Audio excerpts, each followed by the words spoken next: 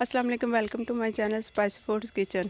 आज मैं आपके साथ बर्गर की रेसिपी शेयर करने वाली हूं, जिसका टेस्ट बिल्कुल आपको बाजार जैसा मिलेगा, जिसे बनाना बहुत ही आसान है। आज जो बर्गर की रेसिपी मैं आपके साथ शेयर करने वाली हूं, ये बहुत ही कम बजट में तैयार हो जाती है। चलें तो रेसिपी बनाना स्टार्ट करते हैं।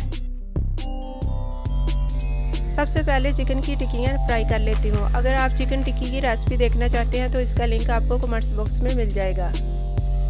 सबसे पहले एक बोल में 1 चाय का चम्मच लाल मिर्च, 1 चाय का चम्मच नमक और थोड़ा पानी डालकर इसमें 2 अंडे डालकर मिक्स कर लूँगी।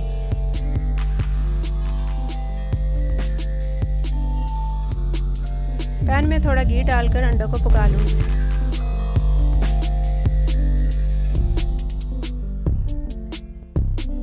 बर्गर के 2 बंद लेकर थोड़ा घी लगाकर अच्छे से गर्म कर लेती हूँ, जो कि बेकरी से इजीली मिल जाते हैं।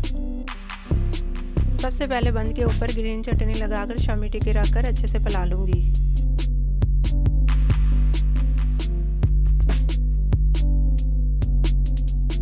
थोड़ा केचप लगाकर साथ ही बंद गोभी, अंडा और प्याज डालकर ऊपर से बंद का दूसरे वाला हिस्सा रख दूँगी।